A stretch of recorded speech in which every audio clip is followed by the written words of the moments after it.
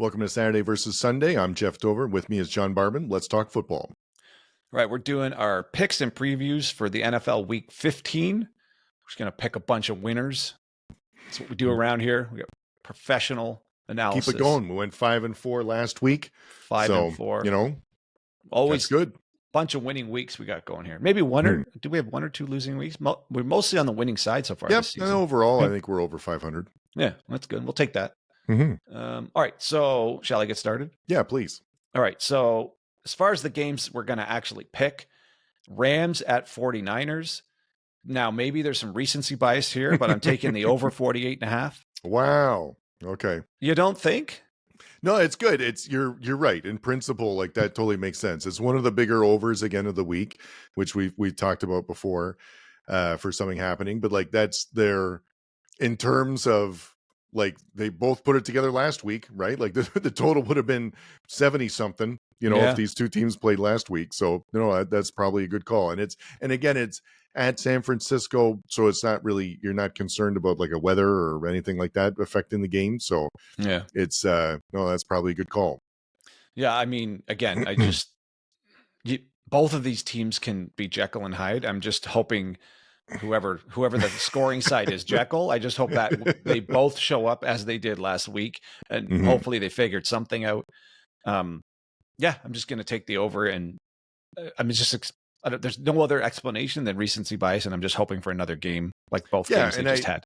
And I think that the line is pretty much, it's like a pick 'em. I think I could see San Fran or LA winning this one, so I don't really want to touch the spread. But no, I don't. The one thing is that this to me, I think they're going to cover the over later in the game. Like it might be a bit of a slog at some points, but both teams can put up points fast, and both teams are also good for any turnovers as well. Yeah. So I think that's there's a couple different ways to get on the over there. So that's probably a good call. All right, what do you got? Okay, so I've got, try not to overthink it, the Washington at New Orleans, Washington minus the 7.5. So I just think that New Orleans is not a good team. It's at New Orleans, but Washington, I think, is coming off a bye.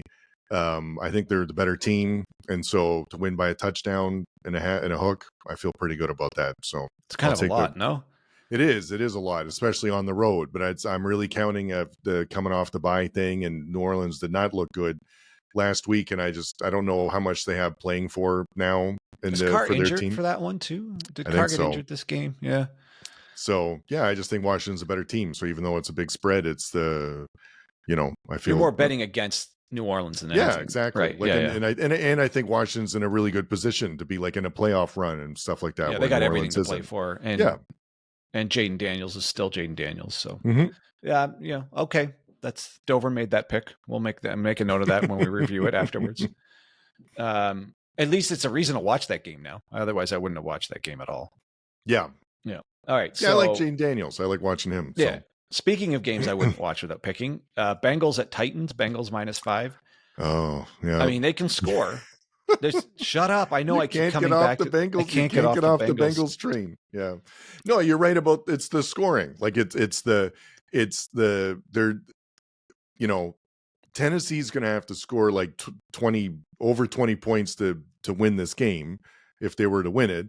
And I don't know if they can, even against Cincinnati's defense. So, I don't think I would do it at like 7 or something, but -5, I'm pretty sure the Bengals can win this game by a touchdown.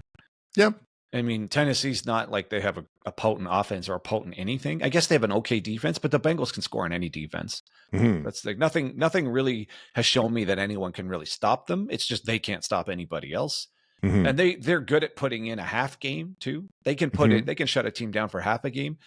I don't know that the mess that happened with Pittsburgh, that might be an anomaly.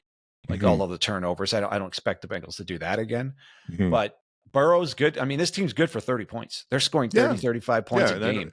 And I don't think Tennessee hasn't sniffed that this season. So no. I think now, with that said, the Bengals defense specializes in giving up a lot of points. But again, you still have to have a real quarterback on the other side. And Levis, Rudolph, whoever, don't think they're doing it. So anyway, so that's a game I probably wouldn't have watched unless I was betting on it. I'm really looking forward to the Buffalo-Detroit game. I think the line's pretty much right as Detroit -2. It's going to be, I think it could be either game. I'm feel pretty good about the under on this one. So this is 53.5, which is big. I think it's going to be a relatively high scoring game, but I just think that that total is too big. And I think that either team's going to have the same idea of like, trying to decrease the number of possessions and don't give it to the other team on offense as much as possible. Almost like a KC style in terms of how we want to control this. So I think it's 53.5 is just too many points. So I'm going to take the under. So in that. this case, Dover's betting against recency bias. Yeah, exactly. Because I don't think they can do it again. I don't think it's going to be like another 40-40 type situation. So because if you added up what these two teams did just this past week, it'd be a 70-point game. Mm-hmm.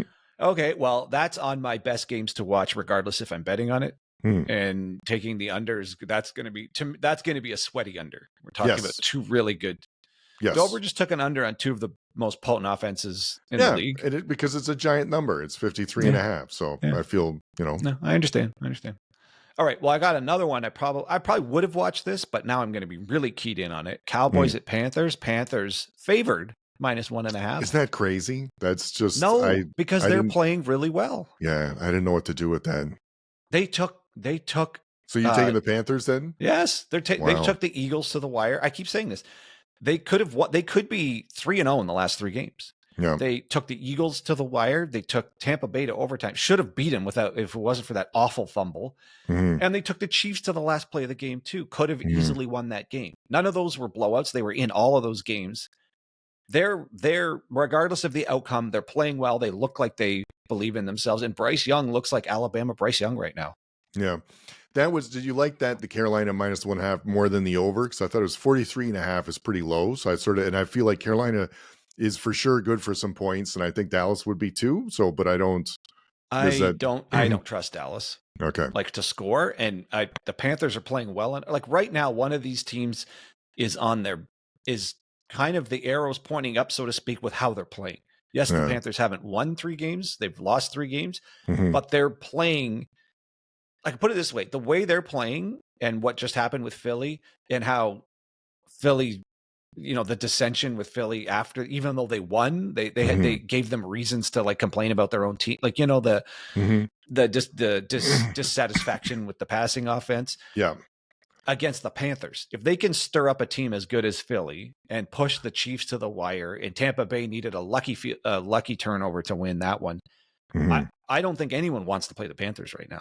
The way they're, and this is at the Panthers too. So they pushed Philly in Philly. It's not like this team's just starting to, I don't know, maybe starting to believe.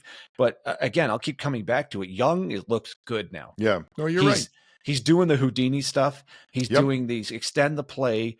This is exactly what he looked like at Alabama when when he would break contain.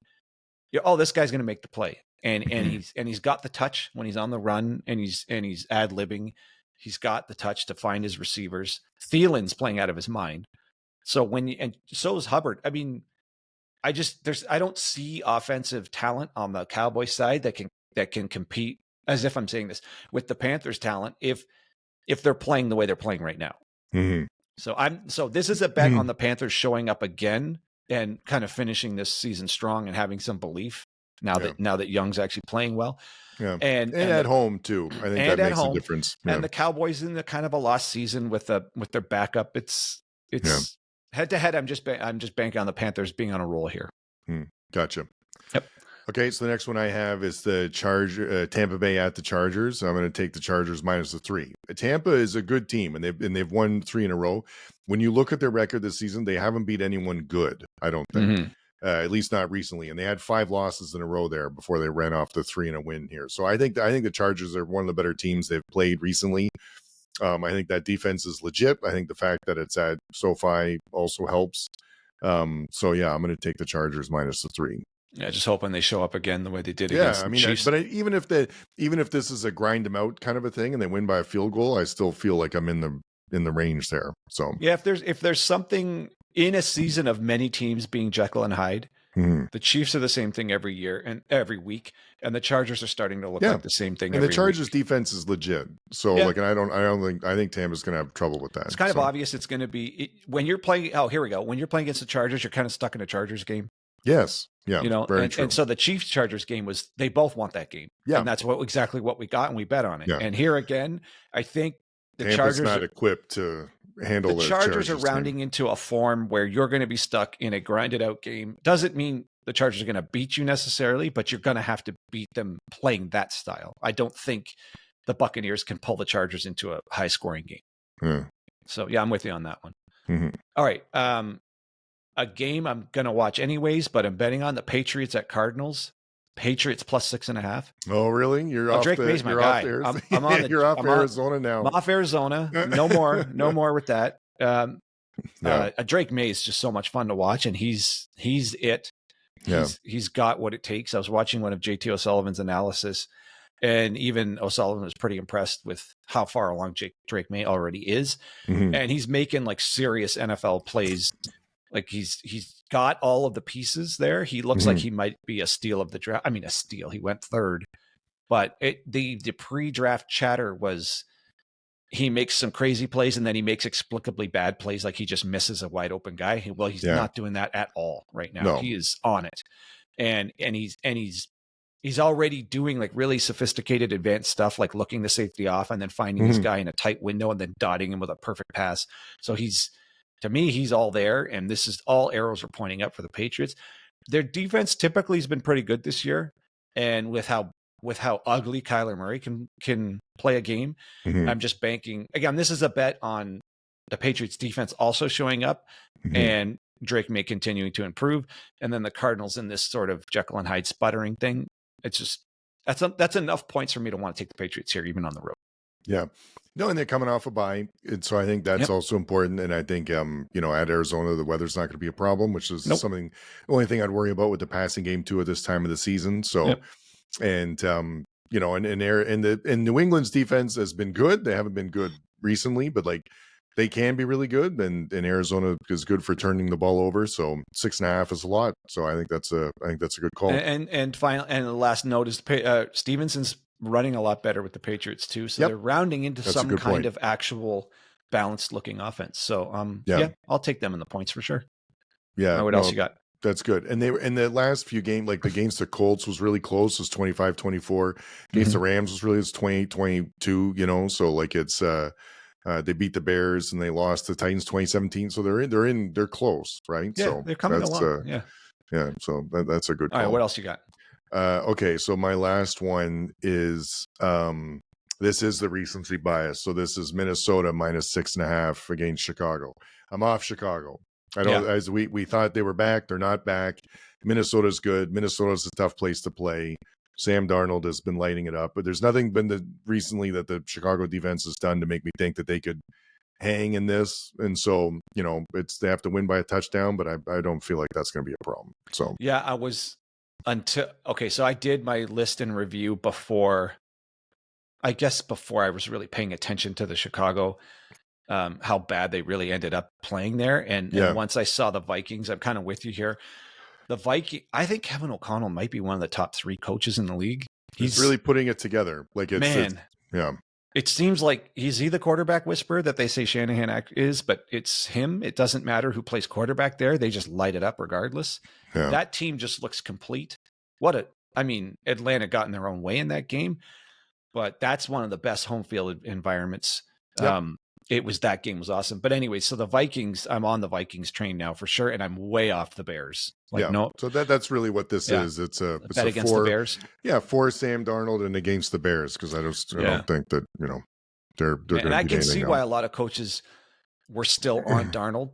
Like Shanahan was, if something happened to Purdy last year, like Darnold was, it was important for him to have Darnold around. So I think it's something to do with O'Connell. Tyson always said it really has something to do with the fit. And many quarterbacks, imagine Caleb on that team right now. Mm-hmm. Like would he be that much better right now with O'Connell versus stuck on the Bears? But anyways, the Vikings are cruising, arrow up there, arrow down on Chicago. Kind of an obvious bet, I think. All right, so I've got I don't have anything else I want to bet on unless you could talk me into it. I just have games I want to watch. Sure. So, don't know what to make of the Packers at the Seahawks. It's a great game, though. going to Yeah. be one of the best games of the week at Seahawks. They're Yeah, we just don't know which Seattle's going to be there, right? So if it's the one with right. the newfound running game, that makes a difference. Mhm. If they're just going to be passing the ball, then Green Bay could probably win that one. It's weird that Green Bay's, I don't want to say they're heavily favored, but favored by 3 on the road is high at Seattle. But Yeah. that's, that's going to be a good game. Seattle's turning into a must-watch team for who you don't know quite what you're getting, but what you are getting is a wild game, I think, is what you kind of can bank on with Seattle. Packers, I think you kind of get the same thing all the time. Yep. You're going to have a pretty solid run game. Jordan Love will make 3 or 4 throws that no one else can make. Yep. But he's good for a really risky one too. I mean, we're just talking about Brett Favre all over again here. Yeah, pretty much, eh? And so both of these so the Packers have been must-watch TV for me all season because of him. And now the Seahawks, because of how crazy their games go, are becoming in the must-watch category for me too. Mm-hmm. So yeah, you don't want to talk me into anything here. I just leave this one alone. We'll just watch that one. Same thing with Pittsburgh, Philly. So Pittsburgh's not a good defense to get your passing game going again. So there's all the ones that Philly's been struggling with. They're Philly's favorite at home. I think the spread is just solely based on the records because I think Pittsburgh is. I think 5.5 would be too many points. I was tempted to do the over because it's a pretty low total at 42.5, but I just don't trust either team. If anything, I would take Pittsburgh plus the 5.5 because I don't know about Philly, but I think Pittsburgh's rounding into form too. They looked really good against Cleveland. Pittsburgh plus 5.5 seems like the right play there. Yeah, it's just their offense isn't that good. No, and the Eagles, like we just said, the Eagles defense leveled up huge with all of their offseason moves. If anything, I can see the defense is just dominating this game. Yep. So I don't. And that's what's tough because then you could see it going like 13-10, 17-10, or 14-7 or so, so the spread could go either way on like a possession. So that's what's probably better just to stay away from it. So for the dissenting Eagles fan who thinks Hurts, some, not all, but some Eagles fans thinks Hurts is the problem. This team's basically all there except for him. And that he holds the ball too long. A lot of the sacks are on him, not on the line, or not on like play calling. Or he gets caught scrambling a lot because he doesn't see what he needs to see, and then he immediately just goes into run mode. If that's true, if it's really just him sort of calling the play off too quickly, and then it just becomes him trying to run around, that does not bode well with the Steelers pass rush. No. Like that could turn into a really bad problem here. And that would lead to a low scoring game. I'm not quite sure I would take the Steelers plus the points, but that could be what decides this game is the Steelers rush versus Hurts decision making, I guess. Because Barkley will get his, but if they realize there's not a lot of passing threat, the Steelers will figure out how to at least slow Barkley down. Oh yeah. No, for sure. I mean, if you struggled scoring against Carolina, then Pittsburgh is not the team you want to play now to get right. Yeah. It just doesn't sound right because they have Brown and Smith and their tight ends are good. It just doesn't seem like this. They shouldn't be struggling this much, but if Pittsburgh had a bit better consistency on offense, this would be a slam dunk pick for me for Pittsburgh. Right. And Pickens was out last week. I don't know if he'll be around. Yeah, I don't know. You know what? That's okay. So this is the pick, and we're recording this really early in the week, so we don't have. We don't know yet. We don't have injury report. If Pickens is playing, I might take Steelers. I will take the Steelers plus the points if Pickens is in. If he's out, good call. He's good enough, and he makes such a difference with the way Wilson throws the deep ball. Yep. They don't really have another person like him, so that's the deciding factor. If Pickens is in, take Steelers plus the points. If he's out, I think I'm just leaving it. I'm not doing anything with it. Just leaving it. The other thing, one more note on Pickens. What an idiot. Oh, this guy's got to get his act together. Yeah. It's it's crazy. It's really disappointing. I watched the first episode of the in-season Hard Knocks last night, and it's just the AFC North. And at one point, they show Tomlin sort of coaching him up, but he just looks like a petulant kid. Like, grow up for Christ's sakes. I mean, he's awesome, but I kind of almost don't want to root for him until he smartens up. Yeah. There's a couple of people like that in the NFL that are just, not. Yeah. So like anywhere, just not good people don't want them to do well. But specifically, the Steelers seem to always have one receiver who's just emotionally a mess and just can't get out of his own way. He's an idiot. All right. Any other games? I got one more that's a best game to watch. Yeah, fire away. Colts at Broncos. Yeah, that was on my list. It was because I think I like Denver. I like watching them play. I like watching Bo Nix play. You never know what Richardson you're going to get, so it's That's hard why to I gotta bet on. watch. It's hard to bet on that game, but yeah, that'll be a good game to watch though. If good Richardson shows up, this is going to be awesome. Yeah. If bad Richardson shows up, this is going to be ugly as hell. Yeah. Well, and if the weather's nice at Mile High, but at this time of the year would be a little tough. But it's it could be, and the good Richardson shows up, it could be a super entertaining, high scoring game. So, but don't know. That's a problem with them. So that's why it's on my.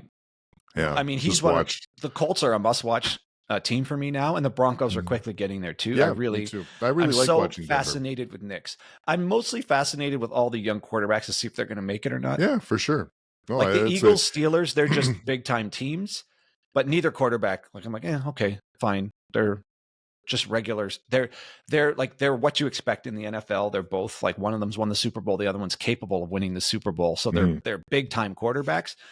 But I kind of know what I'm getting with them. It seems like the Colts and the Broncos, both quarterbacks are still kind of wild cards. So there's like an excitement factor, like with Drake May and with Jaden Daniels, all of that stuff.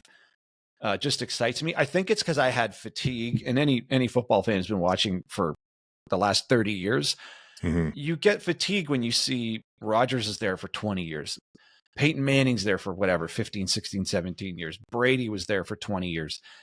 If you actually add up all the Super Bowl appearances over 35 years, so in 35 years, you have 70 potential quarterbacks who could be there, like one on each side. Yeah.